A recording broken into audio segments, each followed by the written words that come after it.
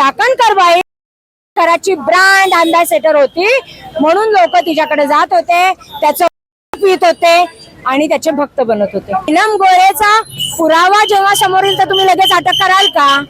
चाकणकर बाईचे एवढे फोटो असताना जर देवाभाऊ म्हणत असतील एका फोटोनी काही होत नाही, अहो आम्ही पत्र लिहिले देवाभाऊला, तर ते उद्या नाशिकला जाऊन आम्ही त्याला कोर्टात जाऊन मारू.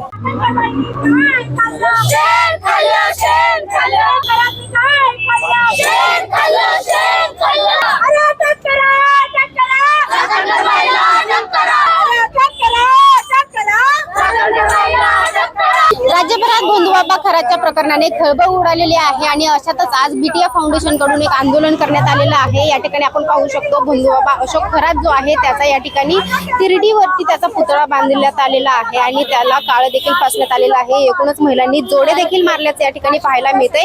एकूणच राज्यभरातील जे भोंदूबाबा आहेत त्यांना हटवा अशी मागणी करत त्या लाडक्या बहिणीच्या आहेत त्या देवेंद्र फडणवीसांना या ठिकाणी पत्र देखील देताना पाहायला मिळतात. नेमकी काय मागणी आहे त्यांची आपण जाणून घेऊयात. आपल्यासोबत काही लाडक्या बहिणी आहेत. काय सांगाल, काय नेमकी मागणी करताय? ऐका, चाकणकर ताईंनी राजीनामा दिलेला आहे, त्यांना चौकशीसाठी बोलवलंय, चौकशीसाठी त्या गेलेल्या नाही. ते एक महिला आहे, महिलांसाठी त्यांनी तातडीने जायला पाहिजे चौकशीसाठी, त्या टाळाटाळ करतात ते. त्याच्यामुळे आम्हाला असं वाटतं की त्याच्यात पुरेपूर ताईंचा हात आहे, चाकणकर बाईचा हात आहे. बरं, चाकणकर बाईला ह्यांना फक्त अटक केलेली, तुमच्याकडे एवढे पुरावे असून त्याचा चौरंग का नाही करत आहे? त्याला वरती चढवा ना, एवढ्या महिलांचं शोषण केलंय, एवढे जण अंधश्रद्धेच्या बळी पडलेले आहेत. ते त्यांना काय केलेले, चिंचुके पॉलिश करून विकलेले आहेत, त्याचे पैसे कमावलेले आहेत.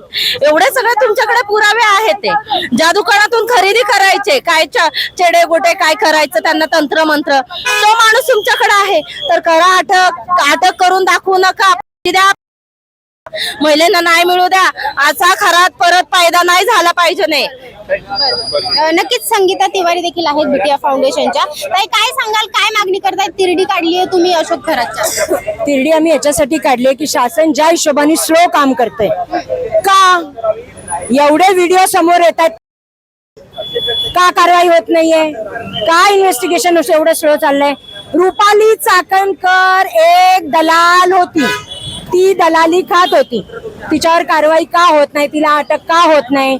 तिला अटक झाली पाहिजे, कारण का ती त्याची पूर्ण ब्रँड अँबॅसेडर होती. हो, चाकणकर बाई घराची ब्रँड अँबॅसेडर होती, म्हणून लोक तिच्याकडे जात होते, त्याचं पित होते आणि त्याचे भक्त बनत होते.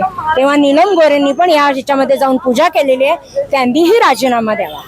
नीलम गोरेंचा देखील आज विषय समोर आलेला आहे. काय वाटतं, त्यांचे पुरावे समोर नाहीत आलेले? पुरावे ज्यांच्या समोर आले त्यांच्यावर काय कारवाई केली? पुरावे ज्यांच्या समोर आले तुम्ही त्याच्यातही इन्व्हेस्टिगेशन करताय, पण नीलम गोरेचा पुरावा जेव्हा समोर येईल तर तुम्ही लगेच अटक कराल का? मग आम्ही त्याच्या मागे पण लागतो, दे रे बाबा पुरावे. चाकणकर बाईचे एवढे फोटो असताना जर देवाभाऊ म्हणत असतील एका फोटोनी काही होत नाही, अहो आम्ही पत्र लिहिले देवाभाऊला, पत्र लिहिलंय की कारवाई करा आणि लवकर करा, संथ गतीने नको.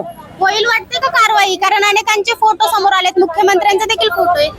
असू द्या ना, पण सगळ्यात जास्त ज्यांचे फोटो तो मोठा गुन्हेगार. रुपाली चाकणकर त्याची ब्रँड अँबॅसेडर, त्याची दलाली खाणारी बाई, त्याच्यावर कारवाई तर व्हायलाच पाहिजे. होईल वाटतंय का आता आंदोलन? अपेक्षा करतो देवाभाऊकडनं, आता ही पत्र देऊन बघतो आम्हाला काय उत्तर येते. काय काय मागण्यात अजून काय शिक्षा झाली पाहिजे आणि इतर जे निघत आहेत? उद्या नाशिकला जाऊन आम्ही त्याला कोर्टात जाऊन मारू आम्ही सगळ्या महिला.